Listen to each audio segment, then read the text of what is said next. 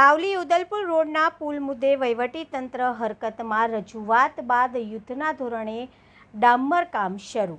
કેતન ઇનામદાર દ્વારા મુખ્યમંત્રી સમક્ષ કરવામાં આવેલી રજૂઆત બાદ આખરે વહીવટીતંત્ર સફાળું જાગ્યું હોવાનું જોવા મળી રહ્યું છે। સાવલી ઉદલપુર રોડ પર આવેલા પ્રથમપુરા ગામ નજીક કરડ નદી તેમજ સિહોરા ગામ પાસેથી મેશ્રી નદી પર નિર્માણ થયેલા પુલોની કામગીરીની ગુણવત્તા સામે ગંભીર સવાલો ઉઠ્યા હતા।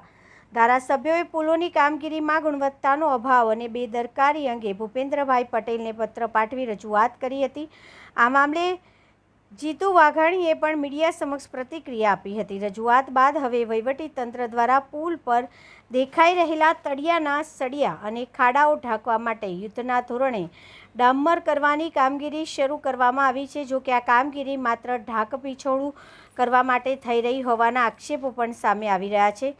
સૌથી મહત્વની બાબત તો એ છે કે સ્થળ પર કામગીરી કરી રહેલા કર્મચારીઓમાંથી કોઈપણ વ્યક્તિ આ કામ કઈ એજન્સી દ્વારા અને કોના આદેશથી થઈ રહ્યું છે તે અંગે ખુલાસો કરવા તૈયાર નથી, જેના કારણે સમગ્ર મામલે વધુ શંકાઓ ઊભી થઈ રહી છે।